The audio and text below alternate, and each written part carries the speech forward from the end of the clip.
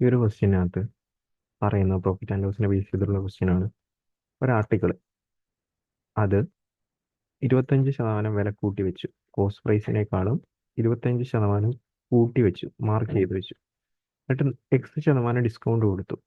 ഇത് ശേഷം still 5.5% profit കിട്ടുന്നുണ്ട്. അങ്ങനെയാണെങ്കിൽ എക്സിന്റെ വാല്യൂ എന്താണെന്ന് ചോദിച്ചിരിക്കുന്നത്.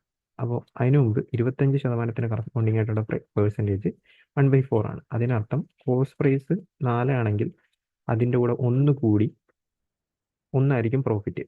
അല്ലെങ്കിൽ കോസ്റ്റ് പ്രൈസ് 4 ആണെങ്കിൽ 1 രൂപ കൂടി 5 രൂപയ്ക്കായിരിക്കും അത് സെല്ല് ചെയ്തിട്ടുണ്ടാകുന്നത്. ഇനി അടുത്ത് എന്താ പറഞ്ഞിരിക്കുന്നത്? അടുത്ത് പറഞ്ഞിരിക്കുന്നത് ഡിസ്കൗണ്ട് കൊടുത്തു. അപ്പോൾ 100 രൂപയുടെ ഐറ്റം എക്സ് കുറച്ചിട്ടായിരിക്കും കൊടുത്തിട്ടുണ്ടാകുന്നത്. സ്റ്റിൽ പ്രോഫിറ്റ് എത്ര കിട്ടിയെന്നാ പറഞ്ഞത്? പ്രോഫിറ്റ് ആയിട്ട് കിട്ടിയത് 5.5%. അപ്പോൾ നമുക്ക് കാൽക്കുലേഷൻ ഈസി ആക്കാൻ വേണ്ടി കോസ്റ്റ് പ്രൈസിനെ ഞാൻ 100 എടുക്കുവാണ്. കോസ്റ്റ് പ്രൈസിനെ ഞാൻ 100 എടുത്തു കഴിഞ്ഞാൽ പ്രോഫിറ്റും കഴിഞ്ഞിട്ട് ഏറ്റവും അവസാനം കിട്ടാൻ പോകുന്ന രൂപ 105.5 ആയിരിക്കും.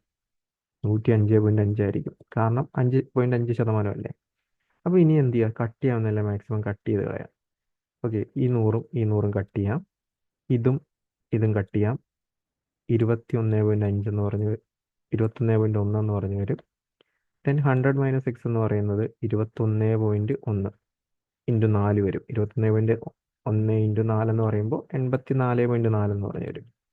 സോ എക്സിൻ്റെ വാല്യൂ 100-ൽ നിന്ന് 84.4 കുറയ്ക്കുമ്പോൾ 15.6 ആയിരിക്കും കിട്ടാൻ പോകുന്നത്. 15.6 ആയിരിക്കും കിട്ടാൻ പോകുന്നത്. സോ ഇതായിരിക്കും ഇതിൻ്റെ ഫൈനൽ ആൻസർ ആയിട്ട് വരുന്നത്.